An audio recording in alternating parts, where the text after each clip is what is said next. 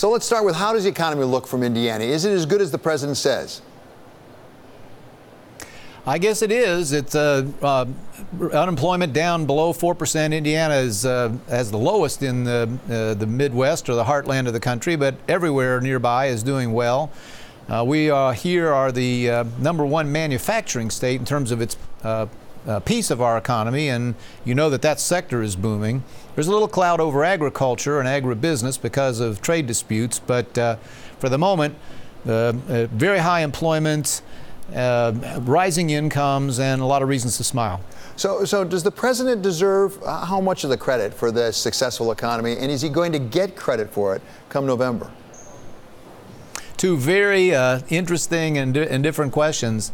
I think, in all fairness, he does deserve great credit. It's not an accident, I don't believe, that when a new regulatory, much less onerous and punitive regulatory climate came to Washington, the famous animal spirits revived even ahead of any substantive changes. And it's also fair to say, I think, that the tax bill, we see investment rising, and that's a direct consequence of that bill. People can debate whether over the long sweep that legislation will be wise or not, but in the short term it's clearly helping. Now, whether the credit will flow as it historically would have is a very interesting question. I remember when some very smart political scientists had econometric models, basically, that were pretty predictive about unemployment and low inflation leading to the success for an incumbent party. This year may be different. So the economy is doing well. The president deserves at least a fair amount of credit for it. But we're paying a price for it at the same time. This week, the Treasury is going to issue $73 billion in new debt from the U.S. government. It's the second highest since 2010. I'm going to put a chart up here that I'll describe to you, sir, which basically compares the budget deficit with the trade balance. And what it basically shows is that the budget deficit lags the trade balance, but as the trade balance goes into the negatives, farther into the negative, the budget deficit necessarily grows. How concerned should we be about that? As I say, you balance the budget out in Indiana. We should be enormously concerned. It's not a new concern. It's, I think, the biggest indictment of both political parties that in the most recent election and all the days since, there's been next to no discussion of this looming really disaster that awaits the American economy. We're up to $21 trillion of debt now. The entitlement funds, Social Security, Medicare, disability are all going insolvent over the next few years. This will be a social disaster, really, and it will be an economic problem, too, as this burgeoning debt crowds out otherwise productive investment that we need.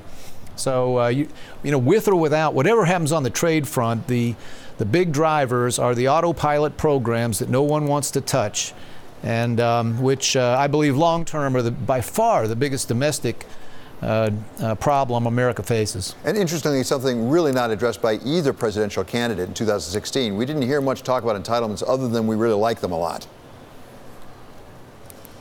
That's right, and we do and we should, but someone's got to go save the safety net, particularly for those who are going to rely on it the most in the future. You know, one used to be able to say, David, that if we just get moving now, we can moderate the problems when they arrive. It's really, we've passed that point now. There are going to be some very serious dislocations, even if a miracle happens, Congress and this administration begin to take this real dereliction of democratic duty seriously. But can we separate out the trade issue from the budget deficit issue? Economists tell us that as long as we're borrowing that much money, we're going to have a trade deficit. It's inevitable because we're borrowing that money to pay for all the things coming in from China and around the world. In order for the President Trump to address the trade deficit he's concerned about, doesn't he have to address the budget deficit? Yes, I think so. But again, my view is that much of the argument about trade is either exaggerated or just misplaced, and that even if we get to a place that the president believes is much better on the trade front, it will still leave a major and up to this point unaddressed problem looming for us all. So finally, let's talk about your current job at Purdue. You have a new program for Purdue, and part of that is to really bring affordability to higher education. How big is the student loan problem in the United States, and what is that doing to our economy overall? I think it's a terrible problem, certainly for many of the young people who are struggling with these debts, and now we know macroeconomically it's an issue too. Here at Purdue, we've held tuition constant. This is the 6th straight year. In fact, and we've promised a 7th at least. With other reductions, it'll be less expensive to attend our school in 2020 in nominal dollars than it was in 2012, and student debt is way down here consequently. But as you know, it's $1.5 trillion now, only exceeded only by mortgage debt and then across the whole private economy. We know that it's leading to the postponement of family formation, of the children we're going to need to pay these entitlement bills in the future, housing starts, and new business starting.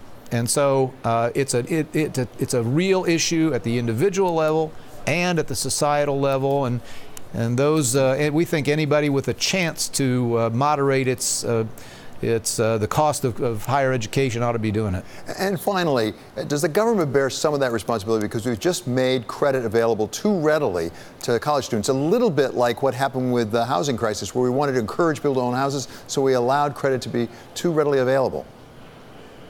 Yes, David, indisputably. The Federal Reserve is only the most recent source of scholarly work which proves what common sense told some people a long time ago, that when you flood any sector, healthcare being another parallel here, with third-party subsidies, prices rise as producers capture a lot of that money that makes the customer less price sensitive. So yes, the Fed's estimate is every time we raise student loan and grant money by $1, 2/3 of it winds up in higher prices, and we don't make the headway we hope to.